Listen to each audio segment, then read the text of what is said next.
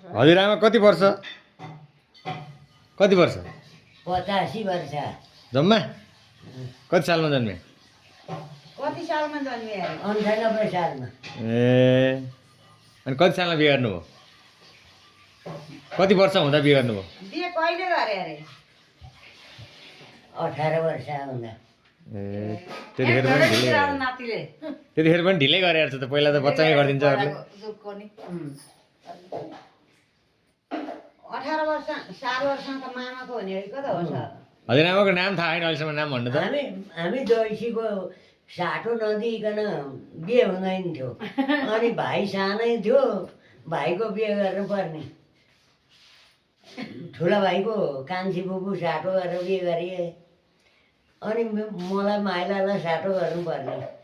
अनि म ठुलो पारेर राखेँ। भाइ पर्नु पर्यो नि। माइलालाई साटो गरेँ म। कहाँ बिहे गरे माइला मामा? ऊ रामतेमा। तपाईँको नाम के राखेछ नि त? हँ? घरमा नाम के राखेको थिएँ? नाम के रे तपाईँको?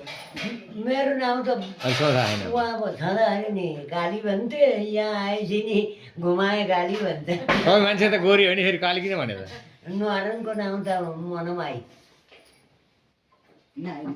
के थियो तपाईँको माइत? टिमसिनाहरू। ए दुलालसँग बिहे भयो।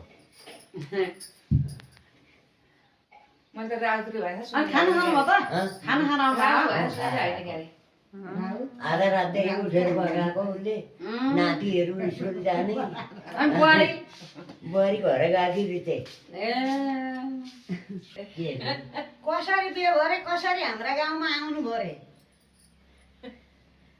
अनि यहाँ फुपू दिदीको आउजाउ थियो नि। फुपू दिदी हाम्रो बाबुले हाम्रै आमा मरेपछि लगाएको थियो नि। मानेर जेठा फुपू लगाएको थियो त। अनि तिमीहरूको नि फुपू हजुरआमै। अनि उनको माइती यहाँ तिमीहरू भएपछि उहाँ गौरतीमा जात्रा आएको। यताबाट ठुलापाटै बुकुरीजी बा गएछन्, त्यही बेला कुरा यहाँले कुरा। यता आउँदाखेरि पहिलोचोटि के लाग्यो तपाईँलाई भन्नुहोस्? पहिलोचोटि कस्तो लाग्यो हजुरआमालाई गाउँ यहाँ आउँदा? अर्कोले आउँदा पहिलोचोटि कस्तो लाग्यो क्या? नातिले भेटेको पहिला त मलाई त कहाँ हाल्दैन पसिहाल्थ्यो र। पछि कसरी मिल्दै गयो त? पछि कसरी मिल्दै गयो कुरो? अहिले त मलाई हाम्रो गाउँ जस्तो राम्रो काहीँ लाग्दैन। ए किन रहेछ त यस्तो? खोलो छैन, पहिरो जाएन, भिड छैन, हाम्रो गाउँसम्म छ, पानी मिठो छ।